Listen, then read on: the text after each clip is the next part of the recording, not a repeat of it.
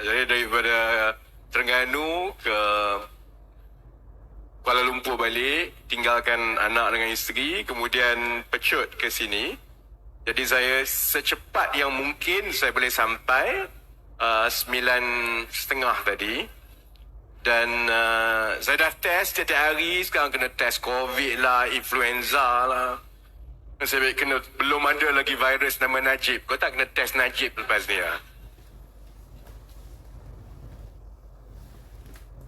Dia demam biasa, tapi sebaiknya ialah kita elakkan sebaik yang mungkin. Terima kasih kepada semua yang hadir pada hari ini. Ini adalah tempat yang ketiga yang kami mula daripada sebulan yang lepas. Kita mula di Kuala Lumpur, kehadiran penuh macam ini juga. Kemudian seminggu selepas itu kita bergerak ke Johor Bahru. Kehadiran pun penuh macam ini juga. Dan berehat selama 2 minggu. Dan malam ini kami di Pulau Pinang. Terima kasih orang-orang Penang, orang Kedah. Saya tak kisah sangatlah soal orang datang makan semua ataupun dengar ceramah. Saya puas hati kerana Najib mesti tak tidur malam.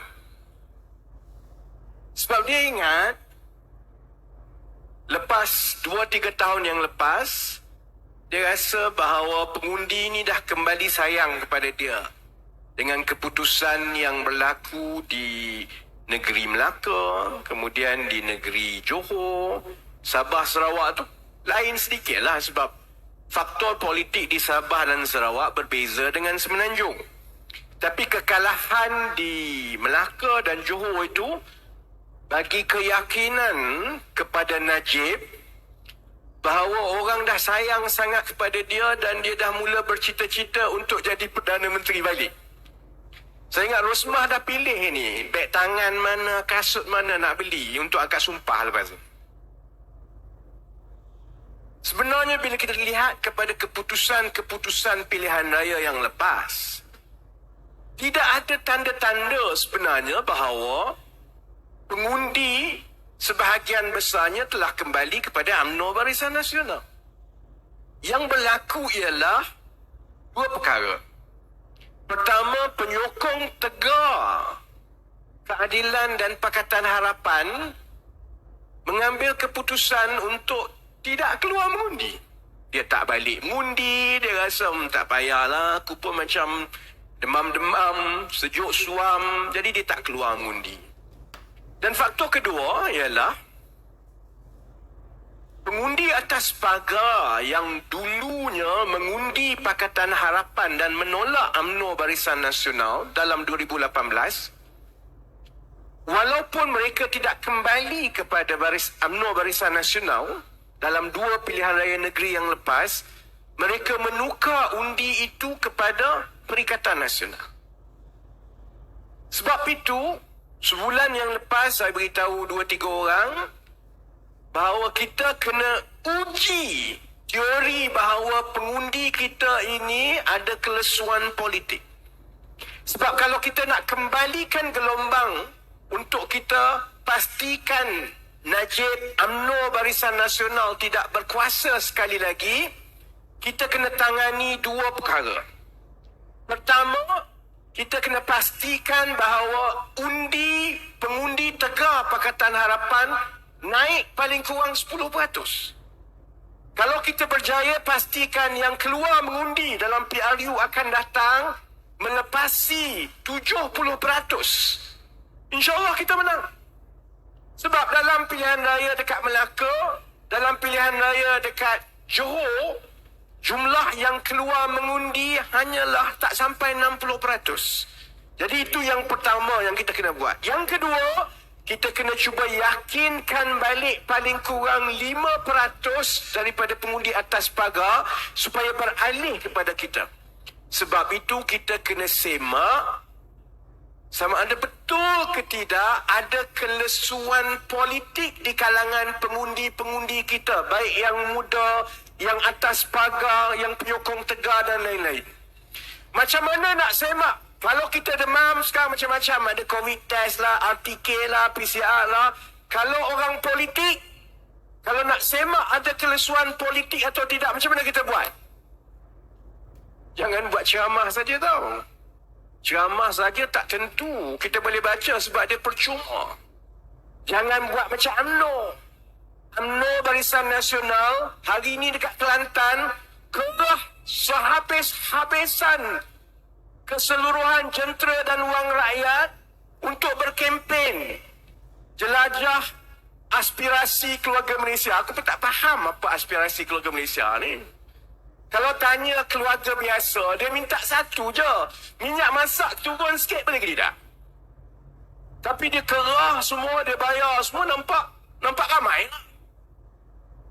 Tapi itu tidak membantu kita mengetahui betul ke tidak ada kelesuan politik. Sebab itu, kita ambil pendekatan yang berbeza. Apa kita buat? Kita buat majlis kutipan dana, kita jual tiket, kita jual meja, tengok orang datang ke tidak. Sebab kalau memang jual buka 100 meja, datang 20 meja, confirm tutup kedai lepas. Saya dah melalui perkara ini sebelum ini. Masa 2016, 2017, 2018. Masa itu semua rakyat kata, oleh kerana Pakatan Rakyat telah berpecah, Anwar Ibrahim dalam penjara, pimpinan pembangkang pada ketika itu bergaduh, ada tentangan terhadap penyertaan Tun Mahathir dan Bersatu. Sembang, tak habis cerita. Jadi saya kata tak apa, kita uji dekat bawah. Let's go on the ground and see if you provide a clarity in what you want to do, can you convince them? And you will be able to see whether you convince them if they are willing to part with their money. Dan itulah yang berlaku. Kami turun ke kampung, ke bandar. Yang bandar tak apalah, makan dan bagus dalam dewan macam ini. Yang saya paling ingat dalam kempen PRU yang lepas, saya sampai kat Temeloh pukul 11 lebih malam dengan truk tu. Dah habis ceramah semua, dah penat nak balik ni, ada makcik datang lari-lari nak jumpa juga. Saya kata tak apa makcik, terima kasih datang, dah lewat balik. Dia tak. Saya nak bagi duit. Saya ingat kenapa duit tu, sampai sekarang saya ingat RM20. Saya ingat sebab apa? Dah lah dibagi duit, dia stapler ucapan pula dekat duit tu. Aku balik, aku nak kena buka stapler. Di mana-mana kita pergi, 2018 dahulu, apabila rakyat sendiri, orang kampung sendiri datang, dia dengar, dia yakin dengan apa yang kita nak buat, bukan dia minta duit, dia ambil duit dia, RM10, RM5, RM20, itu tanda-tanda ada kebangkitan. Sebab itu saya kata, Najib tengok ni, tiap-tiap malam dia tengok apa yang kita buat.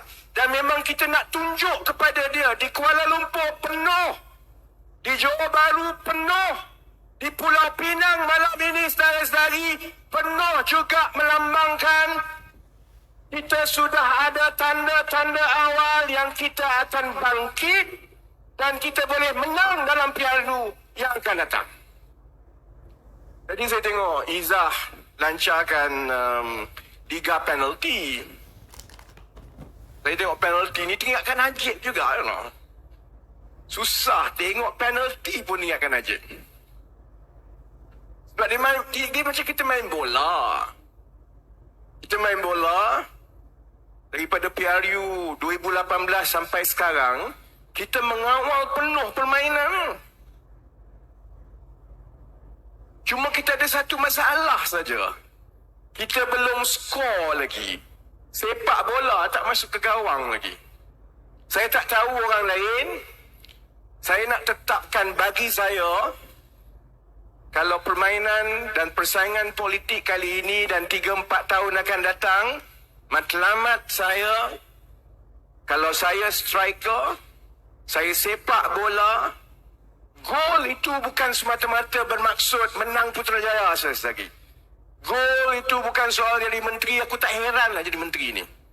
Saya tengok malam ini, ingat malam ini, matlamat saya striker, saya nak gol.